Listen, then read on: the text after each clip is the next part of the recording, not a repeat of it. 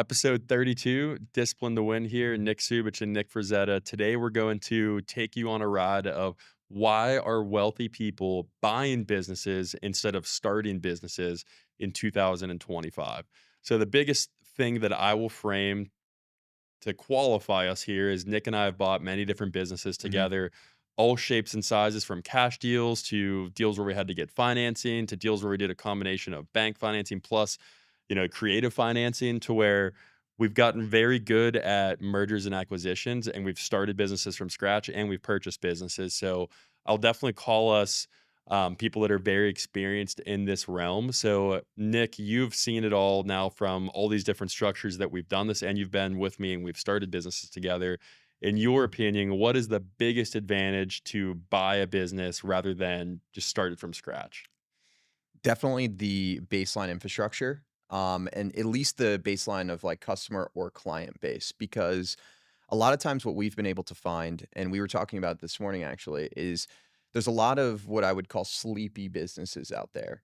And when you are young and energetic and you're passionate about what you do, a lot of times someone who has done something for 40 plus years, sometimes towards the tail end of their career, like, which it makes sense totally. Like, they start to let off the gas, they maybe start working 3 days a week. Like, they're not as motivated to grow the business, have higher level employee trajectory, like all of those different things that do eventually result into a better client and customer experience.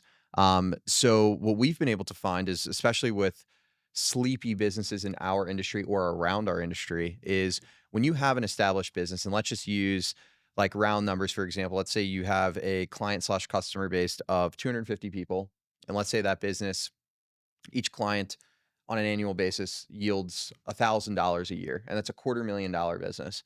What we've been able to find through one, like revitalizing the client experience, the service model, the systems, the processes, things of that nature, revitalize the marketing, so more interaction, client events, newsletters, things like that.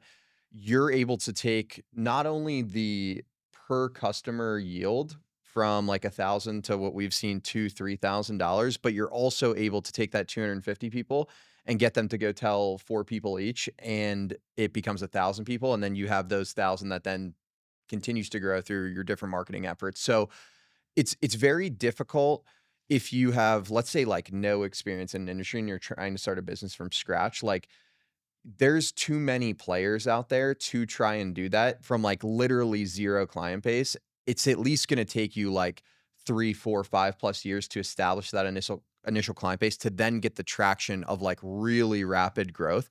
But if you're able to work a deal, which it's possible, like, people think you need money to buy a business. We Right. had 0 money, Right. like, literally negative money, like, when we bought a business. Like, you can work deals, and we have an episode on this, like, with creative financing, seller financing, where we Yeah. got into that, but you can work a deal that makes sense for both sides, um, that again, like, it allows you to buy that base level client base and then allows you to come in with new ideas, revamp that, and kind of take it to the next level and create a better business overall. And I guess, like, with the intricacies of that, and we've done it together, but you did it with the first book of business that we originally purchased. So, in your mind, like, before we now have, like, our roadmap, Right. right? Like, we've done it, we've done the trial and Right. error. Like, when you were coming in and you were buying this business, you worked in it for 2 years prior. What were some of the key things that you noticed, whether it be at a system, service model standpoint, client interaction standpoint, that, like, wasn't being done well enough and that you felt you could, like, "Hey, if we do this, this, and this, it's gonna add fuel to the fire and really ramp this business up." I noticed that it was the business I was working in really wasn't a business. I'd say it was like a hobby to where there was no path, no goals, literally no systems. Like anything that was done was just dumped into one drawer in a file cabinet. And here I am, like, when I first started, I'm like 22 years old. And I'm like, is this really like how this is Yeah. happening? Like, there's no system process. Like, I'm 22, like, I'm a month on the job, and I'm like grabbing this stack of paperwork and I'm like going around the office, like delegating stuff because, like, I'm like, we got to get this done, like, and it's just sitting in a drawer for an undetermined amount of time. Mhm. So, like, my qualifications at this point was I had a degree in business finance. I worked for 12 months at a company where I was a manager and, then worked in like other like service businesses and like customer service. And like when you work at a Lowe's or a Home Depot or any like large company, there's a lot of processes and procedures. And I noticed there was none here. So that's where it was like very easy to, even when you don't have decision making power, you can like build your playbook and figure out all the different things you're going to do to make systems, efficiencies, all those different things. And when I bought the business, it was basically like I was starting the business from scratch. From that standpoint, there was no business. There was just clients. And I Mhm. think in America, where business owners get stalled is they know what they know of like they can paint a damn good house or they can, take a transmission apart, build it back together. So they're able to get customers because they solve problems, but they never figure out how to do anything more than just solve the problem. So they have their time and they do a good job taking the transmission apart and fixing it, but you can only take so many transmissions apart in 1 week, and then that's just what they do for 30 years. Mhm. Like Yeah. take 5 engines apart every week for 30 years. So like naturally to go to your example, they build up 250 customers, but never more than that because their time's maxed. Yeah. And I went through that evolution in business where just met with clients all day and then my time was maxed. You know what I mean? And like most people just stop there. They're like, "Hey, I'm building a great living. Yeah. I'm good at this. It's what I do." And like that's where everyone gets sidelined. So the transformation of going from my time's maxed, I have customers, to I need to get 100 people's time maxed like I am and build an actual business. That process just flat out sucks. Mhm. Like you like it's just literally, try, fail, try, fail, try, fail. You go through 100 people before you have like 20 like good employee. Like the people is the hardest thing. The systems, the efficiency is like extremely hard. So I think when you're looking at people that focus on purely buying businesses rather than starting them, like they've built one business already and Mhm. they realize like it was hell and you don't want to go through that again. And you don't have the time to go and just like it's extremely time, you know, a time crunch to build businesses, but they have like money now and resources that they can leverage Mhm. and can get leverage. So at the end of the day, it's like a hellish process to start a business from scratch to where buying a business that you can plug into your resources where you already have the infrastructure to support it, very seamless. Yeah. And that's what we've gotten extremely good at.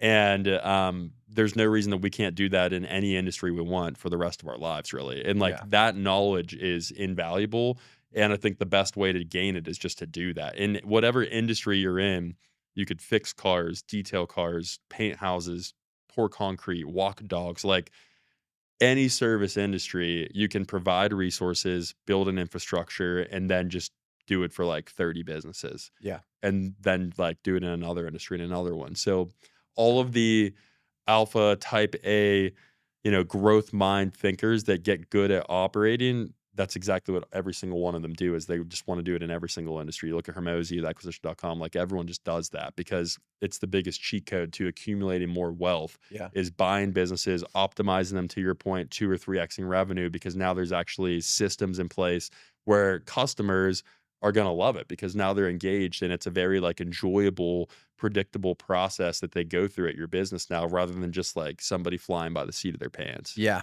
And why it's so like, especially right now, like you have all the baby boomers who a lot of them, let's call them second generation, where their parents came over from another country. Yep. They might have started a small A family pizza shop. business, pizza shop, like you said, like a auto body shop, Yep. something of that sort.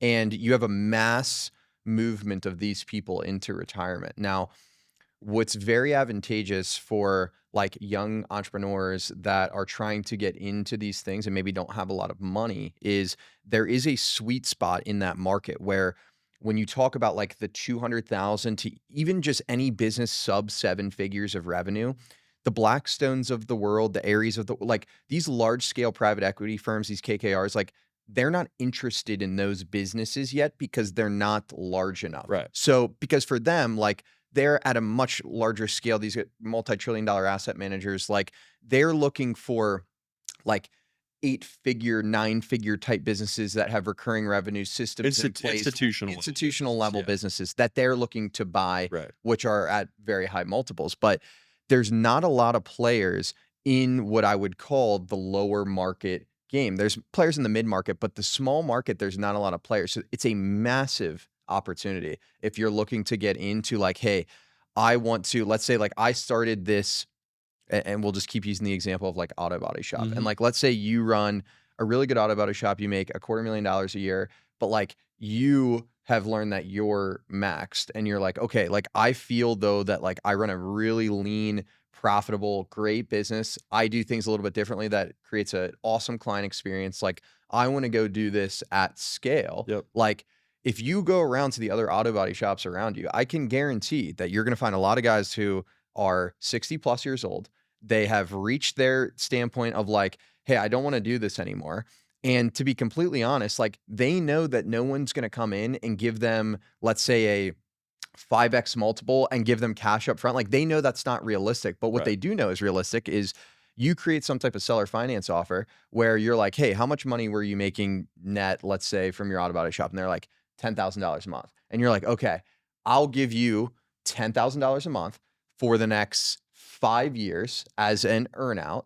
And I know by looking at this business and looking at an underserved client base, let's say, or you have certain products and services that they currently do not offer that you know you would be able to take that yield per customer up from, let's say, $1,000 per customer to $2,000 per customer. You can come in and you know, like, okay, well, I'm going to have to pay this guy 10, but I know that I can start making Right. 25 off of this with just with the existing infrastructure that's already in place or that I already provide. So like then compounding that is then like what we have now gotten We into. just do We're, it over we're and over and eight over figures again. plus Yeah. revenue.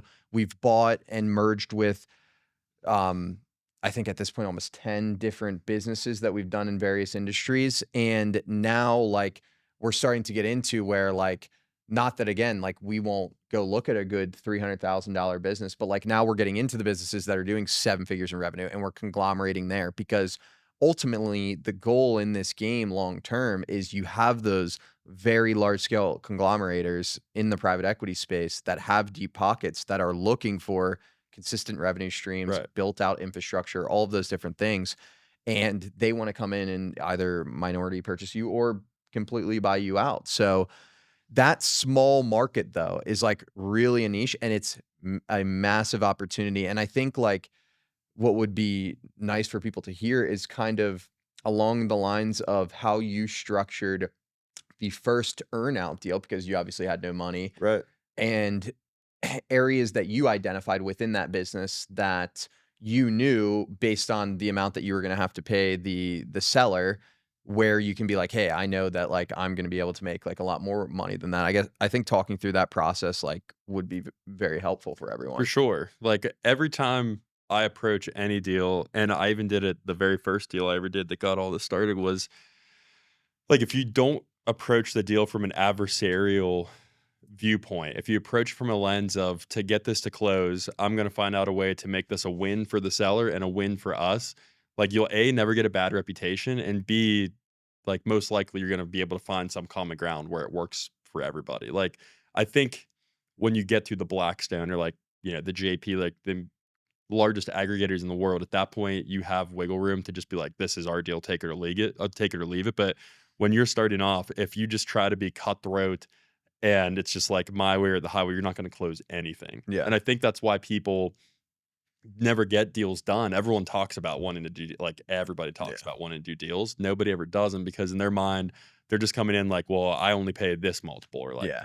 I'm only doing this type of deal, and like you're never going to find any deal. So like step one is you got to be flexible and have a creative problem solving mind, just like any client situation, you're looking to solve problems for the clients and provide them a solution, and that's what's going to close the client. You do the exact same thing in any business to business deal.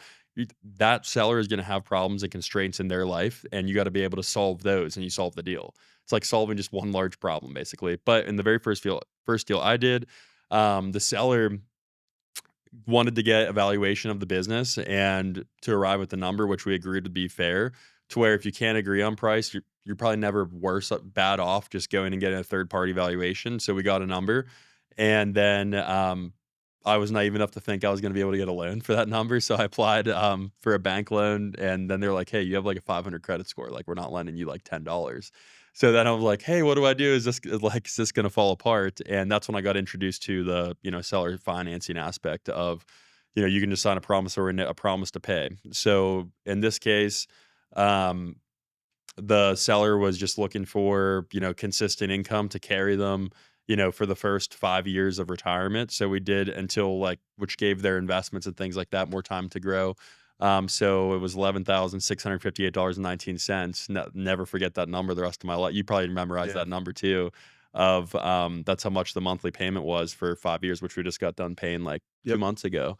But for me, I was okay with committing to pay that number for 5 years because I was so knowledgeable about the business itself and knew that I was in control to not only cover that payment, but, make double or triple that a month myself, which would make it a great investment for me to where I would give people some solid advices. Don't go signing on for debt if you know nothing about the industry. Like if it's a brand new industry that you see an opportunity, great, like go learn about it for at least like 1 or 2 months so you don't get smoked. But I was extremely knowledgeable from working in the industry for 2 years that I was very confident in my ability to execute, and I just believed in myself and wasn't gonna be afraid to do the work. So, like, the revenue that was coming in month 1 was probably, like, 15 to 20 grand a month before like paying, you know, rent, cost, anything like that. So there wasn't even enough to take like really any money out of the business after the debt payment was done. But I just knew how quickly I could execute because I already had like the plan figured out. So I don't want to suggest that people over plan. We talk about that all the time. Like you don't need to come up with a 3-year plan before you execute something. But I had a year until the deal was going to happen where I could plan. So I had a plan and it was just like, boom, let's execute and get it done. And, the magic is in the work. So it was just like, wasn't afraid to do the work and it was started all this. So, it was a must deal to get done. And I could say that by me doing that deal, I shaved off probably a decade of like hardship, Yeah. like honest to God, like of like to get to where I was the day after I closed that deal probably would have been 10 years on my own. Yeah. If I would have even like if I would have done that. You know Yeah. what I look, and that's not just me, that's anybody. Like Yeah. literally it saved a decade of effort of like of struggling honestly for a decade. Yeah. So I would say in any industry you're in, like again, you're just saving an immense amount of time if you're buying businesses versus building them from scratch. Yeah. And like I mean, you like might save your family. Like entrepreneur, like divorce rate is extremely high because like the business just unfortunately has to come first. All that it's like a living organism, so Yeah. just comes first. And whatever amount of work or effort or problems you thought you would have, like double it. It's going to be way harder than you think it is. So, Yeah. but if you're the type of person that like wants the optimal like highest possible amount of success and opportunity for your family and loved ones. Like I don't see another pathway Yeah. other than, building businesses. Yeah. I think there's very few other pathways like to not do like not taking that route of like trying to become some type of independent owner. It's just really, really hard in this space, in all spaces, because there's so much saturation in all businesses. Like 75 years ago, like somebody opened up a pizza shop, they might have been the only pizza shop Right. within like an hour In town. radius, Yeah. literally. So Yeah. like you had like massive amounts of demand for like Hmm. your specific product. It didn't even have to be that good. But No. like now, especially with the like how involved everyone is like on the internet and on social media, like you have to be elite Yeah. to be able to compete. Cause like these other players out here, they are elite and they have deep pockets. So like if you don't have deep pockets, then like the only other way that you can accomplish like actually building a successful business is like doing immense amounts of work and creating a deliverable that is unique to others in your space. Like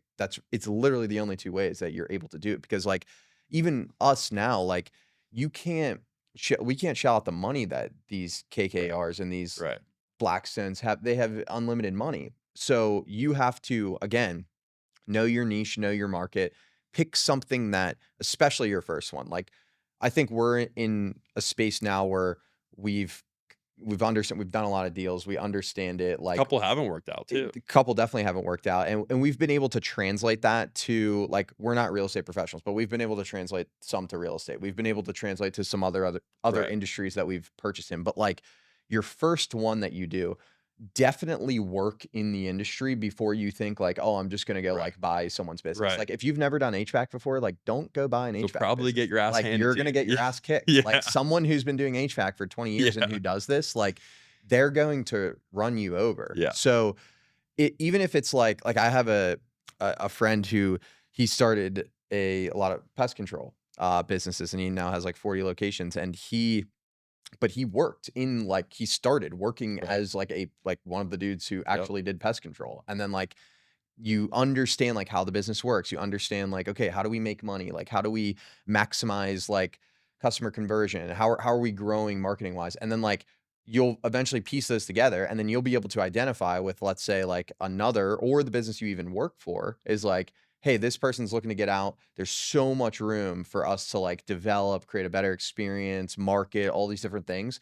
And then you know the inner workings of how the business works. Cause like above all, you could have all the numbers right, you could have the plan right, but like the business still has to operate and you have to know how to operate it. Like if you've never done HVAC before and like you have, let's say, all these technicians, and then you have like large scale issue and they're coming to you like, hey, what do we do? And you're like, oh, I have no idea. I've never done HVAC before. Like your business is obviously going to fail. Like Right. you have to be a subject matter expert in whatever business you are going to purchase. Like, and some people think like, oh, to be a subject matter expert, you have to be like, you have to be doing this for 20 plus years. Like you don't have to do that. Like you have to be like work extremely hard and be very attentive, but like you can develop enough knowledge in like a sub 5 year timeline to essentially have the base to be able like I at least know what works and doesn't work, and I know how to solve like the core problems of this business to where I can go apply that to a sleepy business Right. and make it a lot better.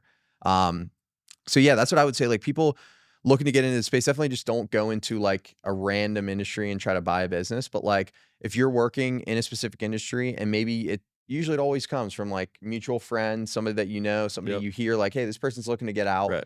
Are you of interest to maybe taking over their business? Like that's usually how it starts. It's very tough when it's strangers. Yeah, Like we've had to work what twice when it was strangers. yeah, Other than that, it's like I mean, we've probably had attempts with getting deals done with strangers maybe like 15, 20 times. It's yeah. very difficult with And strangers. once you become like it gets easier every deal you do because especially if you're in like if you operate in like one market, which you should at the beginning, like you should focus on like one Yep. geographical market, Yep. you start to get known as a buyer. Like like people will start to like refer you as people you like people who are selling, they know 25 other people that do the same thing that they do. So Right. like they have 25 other friends that are like probably nearing the term of like when they want to get out of their business. So Right. then when you get recognized as a successful buyer, like that drives deal traffic to you, which has happened to us in many different Right. cases. Like people now know in our market that we're a buyer, like we're an aggregator in the small market space. So like deals are getting kicked to us all the time Yeah. from various people. And then I'll say just like to sort of close this out, if you have a high tolerance for pain, you like are willing to do whatever it takes, work, a million hours, and are willing to try things, fail, learn from them, just overcome and keep going. There is no more lucrative thing to do to just grow your life. Like the very first deal that I did, like what I paid for that entire business, we make more than that every single month Hmm. at this point, to where it's like it's just a massive, massive opportunity of there's I don't know how else you like where else are you growing your net worth by like 100x in 5 years? Like Yeah. what other investment is like gonna ever do that? Yeah. Like there isn't any. Like so it's just like if you want to be different than everyone else, I don't know another way to do it outside of like buying businesses, improving them, like generating revenue that's, higher than ever been produced before, improving life for the customers. Like again, you're just helping all these different things, improving. If you're somebody that is someone that's addicted to the journey and building and just constant improvement, there's nothing that's more fulfilling than buying businesses. Hmm.